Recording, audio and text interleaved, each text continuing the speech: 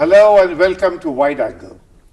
The focus today is on the complicated situation in Ukraine. To enable us to understand unravel the mysteries of Ukraine, we have on my right Professor Arun Mohanty from JNU, who is an area expert, and then of course former Foreign Secretary and, what is more relevant for our program, former Ambassador to Moscow, Mr. Kamal Simbal. Kamal, you have written that the US bungled into Ukraine. Why do you say that? No, that was the title given to the article I wrote. I think what the US has done is very deliberate. And when I say the US, I also mean the West and the European Union. They have tried after the end of the collapse of the Soviet Union to bring as many countries which were former members of the Soviet Union into the EU-NATO orbit. They began with the Baltic states and of course the former East European countries. And then they broke up Serbia and brought those countries into the orbit. And of course the big prize is Ukraine, because Ukraine is not like any other of the smaller states. It's a very big state. And in fact the Russian state began in Kievan Rus, in Kiev.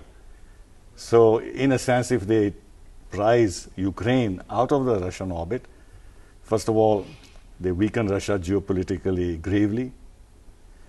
And the next target would be Russia itself, because the same forces, the same ideas, the same thinking and the strategy which is behind the destabilization of Ukraine and capturing its politics and economics from within, making it democratic and adhere to European and Western values, is going to be applied to Russia sooner or later.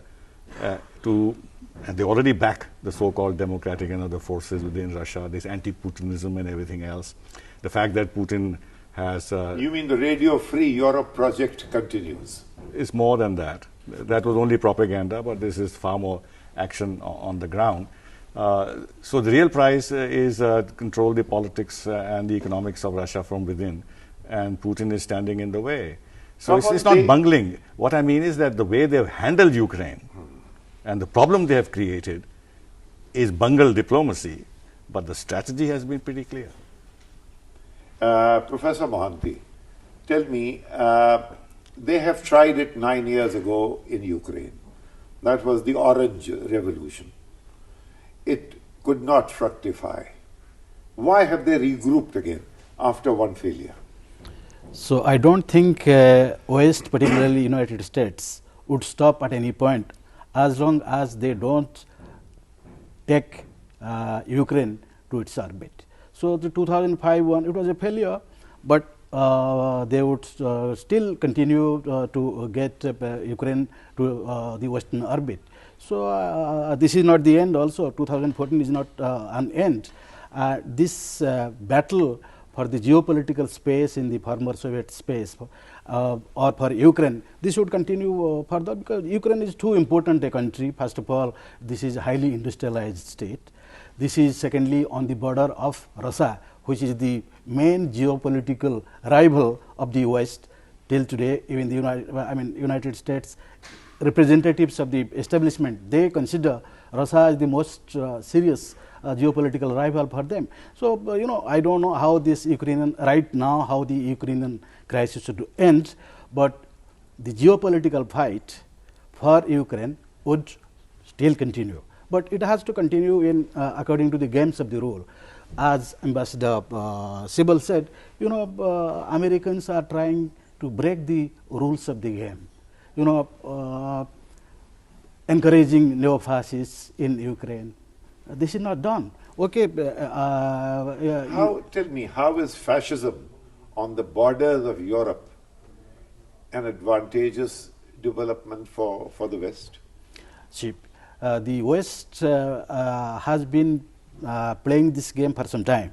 See, even the terrorists have been used as strategic assets by the West We have seen it in Iraq, we have seen it in Libya, we have seen it in Syria.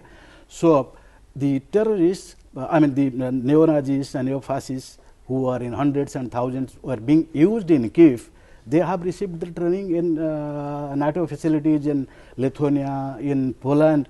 So now the neo-fascists who have been described as neo-fascists who stand against European values, and the European Parliament has recognized this, but still then they use them as a tool against Russia in this geopolitical game. They tried the same thing in Georgia in 2008, but then Russia did retaliate, and Russia retaliated, and they wrenched Abkhazia and Ossetia out of that. So why do they imagine, and mind you, 2008 was when Lehman Brothers had barely happened. You see, you had a hyperpower, what the French called a hyperpower, looking for full spectrum dominance, and the world, a petrified world, was allowing them to do what they liked. Even in those circumstances, they were checked in Georgia. Yes, in the case of Georgia, there were strong elements around the White House and the administration which were encouraging Saakashvili. And Saakashvili overplayed his hand. And he thought that he would gain by being confrontational and aggressive with Moscow. He overplayed his hand, and the Russians moved in and separated Abkhazia and South Ossetia from Georgia. So the price was paid. You're right. The Russians, the US and the European Union should have learned the lesson from this, that Russia will not stand by if its red lines are crossed. And Ukraine is a huge red line for Russia. But again, they thought that either Russia would be unable to act, or if they did act, they'll be able to deal with a weakened Russia. And they had the means at their disposal to browbeat Russia.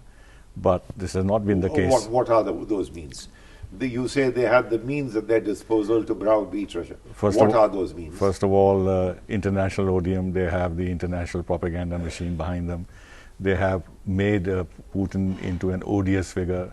The Secretary of State Clinton, former Secretary of State Clinton, is referring to him as Hitler. The general public opinion in West Europe and US is very anti-Putin. So that is one. But more than that, it is that Russia's biggest trading partner is Western Europe.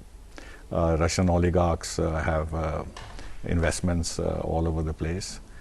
They are pretty globalized in their own way. They raise a lot of money in the London stock market. Russia is dependent essentially on the export of raw materials, oil and gas.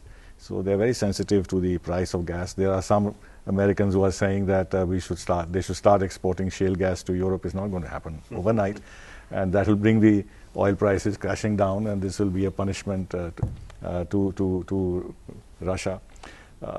Tell me. All sorts of things, but of course at the end of the day, Russia is not Iraq or Libya or Syria. It's a formidable power. And the Americans are not acting, to my mind, in full knowledge of the challenge that they are facing. Full knowledge of? The challenge that they are facing. Well, they're trying to underestimate Putin and Russia's will and power to resist. You see, Obama's priorities were nation building at home, the nuclear deal with Iran, pivot to Asia, a calm Middle East. I mean, that one thought was the agenda he was addressing, and he was worried about getting out of Afghanistan. By creating this new problem, I mean, does the entire broad agenda get disrupted? Well, it's not that. After all, they played with fire in Libya, and it has recoiled on them. What? In Libya, Yeah. and it recoiled on them. And in Syria, you see what happened.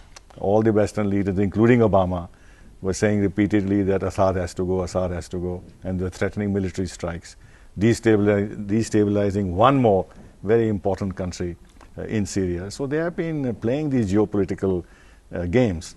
And in the case of Ukraine, I'm afraid the Baltic states, Poland and others, they have been driving a great deal the European Union's agenda. The European Union has been tempted by the fact that they can use the arguments of democracy and freedom of choice and independence of Ukraine to offer them an agreement and offer it in such a way that they close the option of Ukraine to become part of the Eurasian Union, which Putin has been promoting, and which the Russians are rightly saying that you gave the Ukrainian, put them in an either-or situation, whereas we could have dealt with Ukraine together. They could have both had an association agreement with the European Union without that closing the option for a Eurasian Union. But for the Europeans, this was not it, because their agenda is different. Their agenda, backed by the US, in fact, US even more than European Union, is to spread their values of democracy and freedoms and human rights and everything else, which is the cover for taking a grip on the politics and the economics of the country. And as I said, and I'll repeat, the next target in their mind is Russia. When will they get to us? We are already there, no? No, we believe in democracy and we believe in the market economy, so there's no ideological aim that they would have here. To revert seriously, is Ukraine an outpost for the West and for Russia, or is it a bridge? Which of the two models should be more applicable here? No, Ukraine should be a bridge, no doubt, because of its geopolitical location, geographical location, because of its cultural links with Europe and with Russia. But West is not interested to keep... The West, you say, is not interested. Yeah. We shall get your response, but after a short break.